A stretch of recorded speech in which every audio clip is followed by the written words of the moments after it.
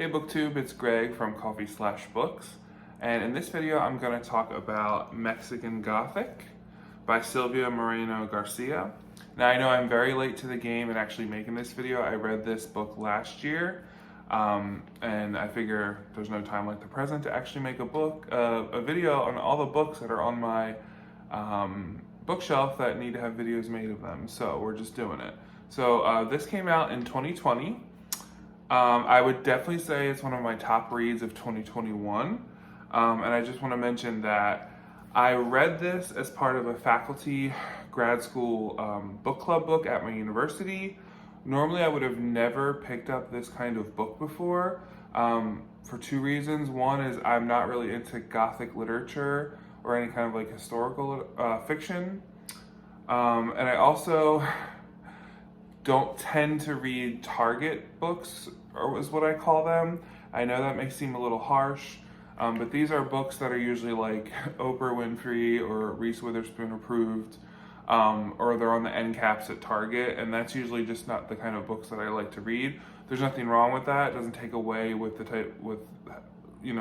they're works of literature. It's just usually I find that I'm not interested in what those books are about. This is an exception. So I was extremely pleasantly surprised by this, and I recommend that everyone reads it. So what it is, it takes place in 1950s in Mexico. An upper-class young woman named Naomi, she receives a disturbing letter from her cousin who married into a different family and lives in a big house in an old mining town.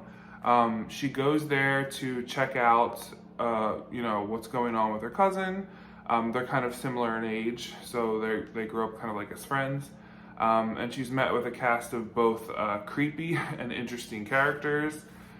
She starts to experience sickness with dreams and hallucinations. She discovers the dark history of the family and the house. I don't want to go into too much detail because I recommend that you all read it, but basically the house is intertwined with a fungus that allows the head of the family to be immortal, and some of the scenes were so intense that I literally got goosebumps reading them.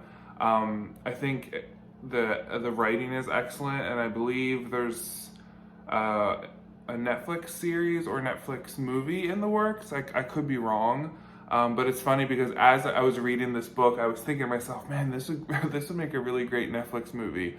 Or something like that. And I normally don't think about that about books, but the way this was written and the storyline, I definitely appreciated this kind of like scientific background to what was happening in the house. I'm one of those people that like doesn't necessarily like horror movies or scary movies, but I like science-y movies, like something that could actually happen. And this kind of made me think of The Happening, which was a movie that came out a while back, where like plants started to fight back against humans by like releasing toxins, and humans would end up killing themselves so they would stop harming the plants.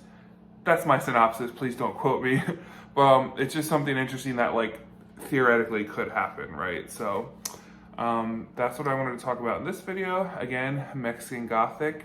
Definitely pick it up if you have a chance. I highly recommend it. And I hope you're all having a good day and staying safe wherever you are. Thanks for watching. And if you have read Mexican Gothic, please let me know if it also gave you goosebumps at certain parts. And if you're interested in watching it in whatever Netflix form it may be.